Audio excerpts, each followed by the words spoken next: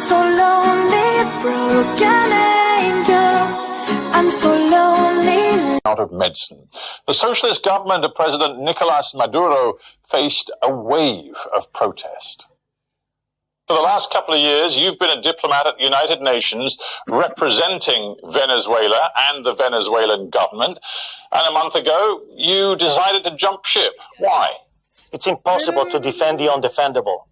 When you can see clearly the violation of human rights and the crimes against humanity that have been committed in the last 4 months, it's impossible to defend quote unquote, socialist utopia. It's actually a dystopia.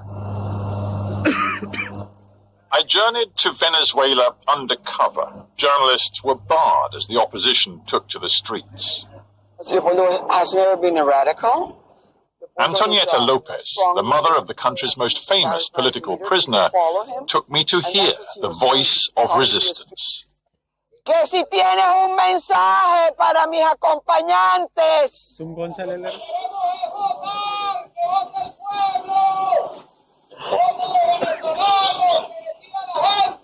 Look at them. Look at the guards. A jeep has just come out of the prison. See, maybe they'll take your camera. Maybe they want to talk to us.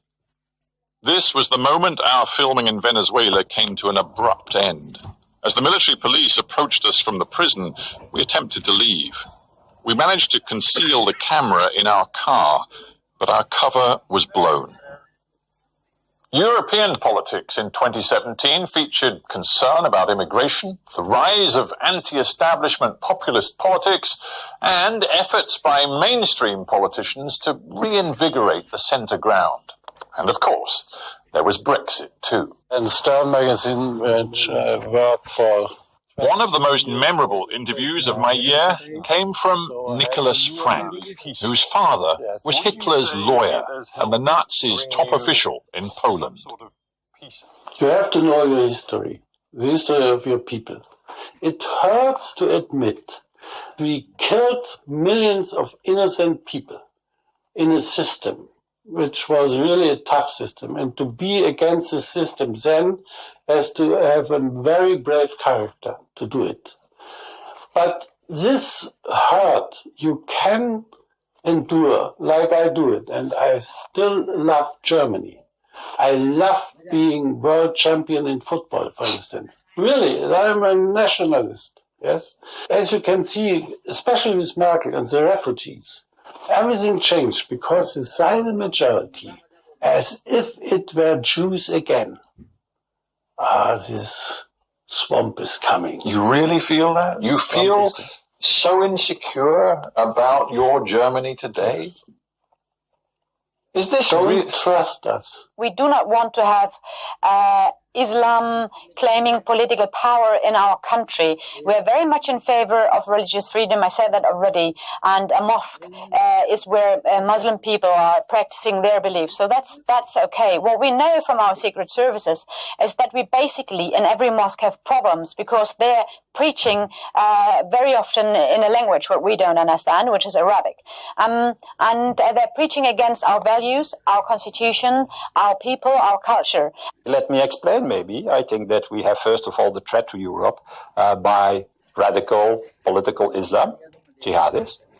Secondly, I think we have a threat by Putin, an autocrat in the Kremlin who tries to divide Europe already years from now. And now we have an American president who is not longer seeing the the European unity as a pillar for his foreign policy. And he is saying openly he hopes for a disintegration of the European Union.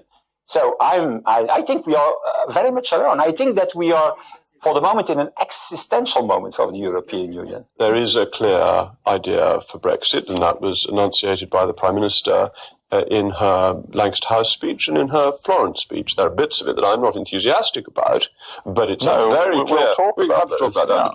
But it's a very clear manifesto for what she's looking for. The Prime Minister has been very generous in the offers she's made to the European Union, and the government she leads is stronger than many, though not all, but many continental governments. I mean, you can take a decision one day and change your mind another day. It happens. It's also our common interest to leave, to let open doors and say, maybe, if you're interested one day, we'll be happy to have you back.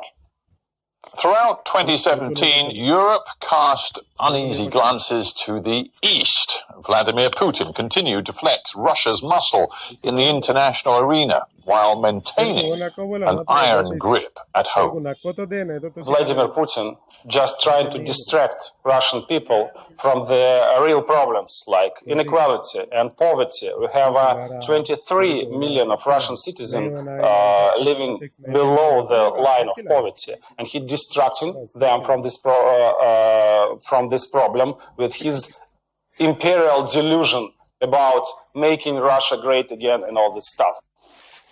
You know, unfortunately, we have a very weak opposition in our country. I wonder why that is. Could it be because they're not allowed access to state television, for example? No, it's not about state television. Well, you have modern media. You have modern media, and viewership of television is diminishing day by day. In Russia today, if you switch on the TV and you want to find an opposition voice, it is almost impossible. American president is winning elections using Twitter. In order to be a successful opposition, you have to be sustainable. You have to have a program of development of the country. You also have to be allowed a semblance of freedom. You have to be a person who is not at risk of being assassinated, as Boris Nemtsov was just 100 meters from the Kremlin. You have to be a guy, unlike Alexei Navalny, who finds his brother is locked up on trumped-up charges and he himself is facing more trumped-up charges. You need a space, a freedom to operate and build a political movement. In Russia today, you know as well as I do, that's impossible. Why don't you think that they're not fair charges?